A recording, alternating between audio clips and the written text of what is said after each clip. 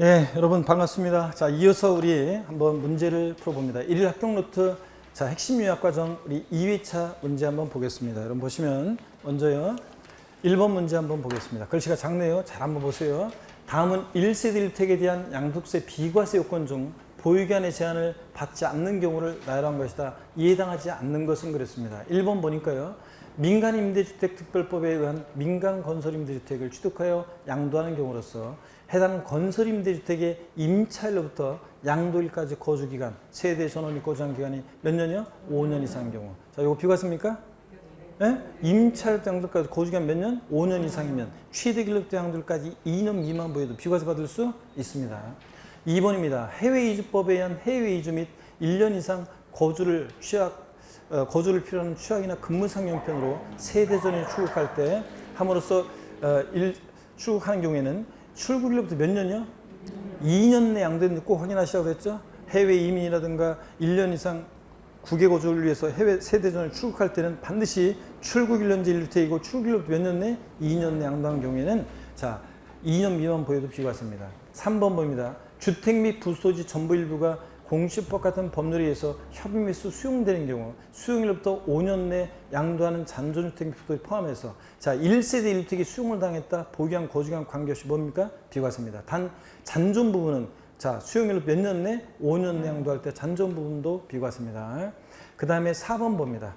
자 도시 및 중앙지역 정비법에 의한 주택 재건축 사업의 정비사업조합에 조합원으로 참여한 자가 그 사업 시행 기간 중 임시로 살집, 다른 주택을 취득해서 1년 이상 거주하다가 사업 계획에 따라 취득하는 주택으로 새로운 집으로 세대 전원이 이사를 하면서 그 임시로 살았던 다른 주택을 양도할 때 이 집은 임시로 살 집이라는 게 전제되어 있기 때문에 2년 미만 보여도 비과세 받을 수 있습니다. 한번 알아두시고요. 5번입니다. 취득 후 1년간 거주한 주택을 1년 6개월 보였네요. 사업상 형편으로 세대 전원이 다른 시군으로 주거를 이전함으로써 양도하는 경우 비과세입니까?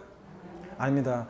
반드시 이 부득이한 사유로 양도하는 것은 1년 이상 거주했는지 확인하고 1년 이상 거주한 주택을 취약, 질병에 의한 근무상연편, 학교폭력으로 인한 전학 같은 부득이한 사유로 양도하고 다른 시군으로 가야 되는데 사업상연편은 부득이한 사유로 인정해야 하나요? 안 합니다. 그래서 답은 쉬웠죠? 5번 정답입니다. 자, 이렇게 해서 보셨고 또 계속 봅니다. 두 번째입니다.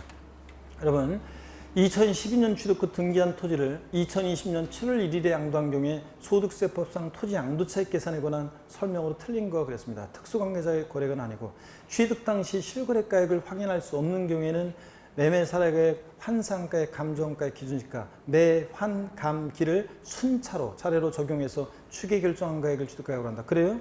취득가액 불명하면 취득가액을 추계해서 정하는데 매감환기입니다. 자, 그래서 감정, 환상가액과 감정가액 순서가 뒤바뀌었습니다. 매감환기입니다. 그래서 1번 틀렸습니다. 2번, 양도와 취득 시 실거래가액을 확인할 수 있는 경우에는 양도가액과 취득가액을 실지거래액으로 산정한다. 취득가액이 확인되면 양도가액과 취득가액 확인돼? 그러면 실지 양도한 가액, 실지 취득한 가액을 정해서 양도책 산정합니다. 그죠?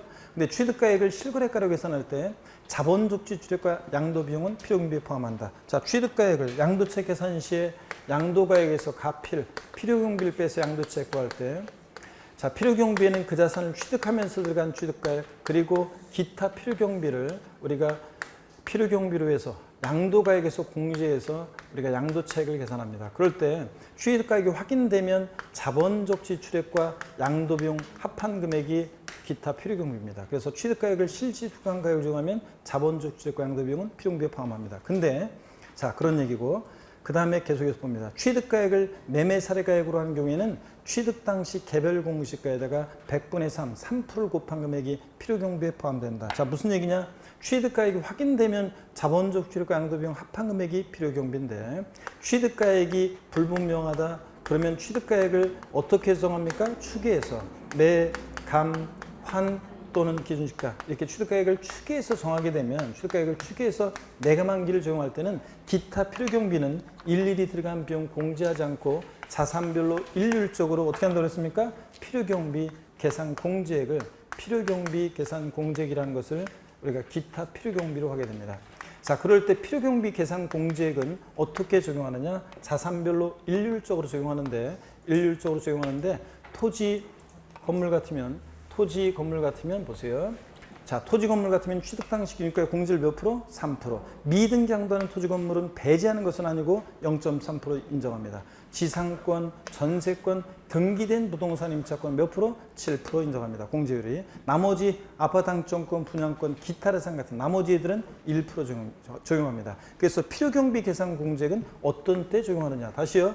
필요경비 계산 공제액은 취득가액이 불명해서 취득가액을 추계해서 매매사례가액, 감정가액, 환산소가액 등 이런 걸 적용할 때는 기타 필요경비는 필요경비계산 공제액으로 한다. 자산별로 일률적으로 어떻게 하느냐? 자, 필요경비가 계산 공제를 나왔다. 애 낳고 며칠 되기 전에 가면 부정 못하느냐? 371입니다. 371. 그래서 맨 위에 어떤 거? 토지 건물. 중간이 지상권, 전세권, 등기등 부동산 임차권. 나머지 다 몇 프로? 1%. 자, 그래서 여기 문제에서는 토지니까 취득 당시 기준시가에다가 자, 토지 기준시가는 개별 공시가죠. 취득 당시 기준시가 개별 공시가의 공제를 몇 프로? 3% 금액을 필요경비에 포함한다. 자, 맞죠, 여러분들? 이거. 그 다음에 양도가액을 기준시가에 의할 때는 취득가액도 기준시가에 따른다. 양도가액과 취득가액의 동일 기준 적용 원칙이죠. 양도가액을 실거래가에 의하면 취득가액도 실거래가에 따르고 양도가액을 기준시가에 의하면 취득가액도 뭐에 따른다? 기준시가에 따른다. 그런 얘기입니다, 여러분. 이해되십니까, 여러분? 그래서 자, 필요경비 산정 원리에 관한 그런 문제였습니다, 여러분. 자, 그 다음에 잘 했고요, 여러분들. 하여튼 아카시아꽃 피는 5월에 집혀가는데 여기 이걸 꼭 한번 시간 없더라도 이걸 꼭 읽어보세요. 불합격은 실망과 좌절을 키워내는 열매예요, 여러분들.